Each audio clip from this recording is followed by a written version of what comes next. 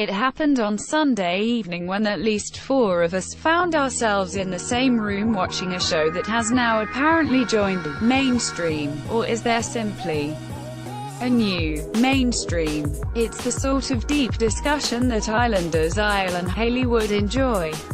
They've already discussed Brexit. Well, at least Hayley has, leaving the country wondering whether we were going to be doing without trees, cheese, or both when we leave the EU. Surely, the denuclearization on the Korean peninsula will figure soon, in a debate which only former reality star Donald Trump would understand. Improbably the bar has been raised for reality shows. I'm not sure the likes of Joey Essex or Gemma Collins could cope now.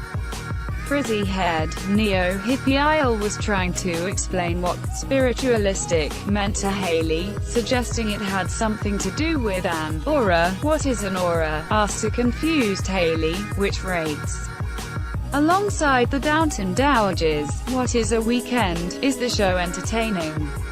In bursts, but mostly when the Islanders experience blissful ignorance, a state that is easily achieved. My ambition is for a Love Island Question Time, in which world issues would be dismissed with levity and brevity. It would save time, if nothing else. One concern is that take home to Mum A. Dr. Alex is among the Islanders. He's far too accommodating to survive this highly preened bunch. He hasn't even been seen ironing any hair extensions. Has he been played by Meghan or snaked, in Love Island parlance, or is he allowing himself to be mugged off in some elaborate bluff?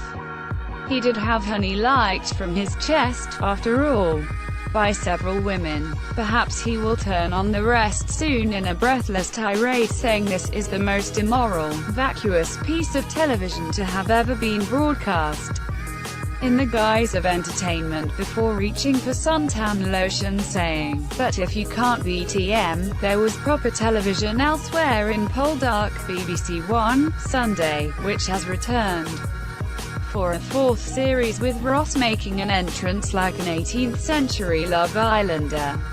He really does need to top up his tan though, if he's going to objectivize himself properly. His swimmers are also far too demure. Try trunks, for more public votes. Of course most of the country needed smelling salts at the sight of his impressively sculpted body, as their blood pressure went through the roof.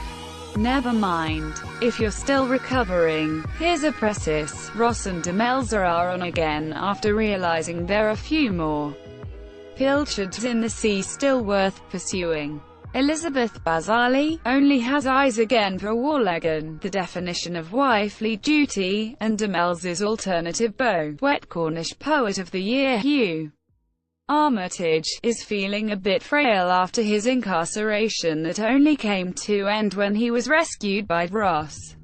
That's a mere detail to our Cornish cuckold.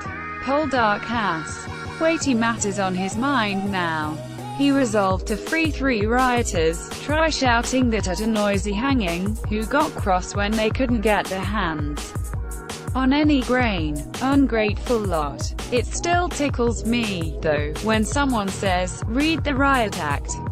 As if, upon hearing the phrase, an assembled throng would immediately stop their disturbance. Okay, Gov, we're terribly sorry for complaining. Ross, however, who likes to ride off on his little pony to do a local act of kindness, is now bound for Westminster, to return as despised as every other politician when they go up to the Commons.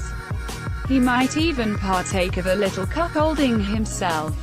For anyone who thought Patrick Melrose, Sky Atlantic, Sunday, couldn't get any darker, I present the final episode.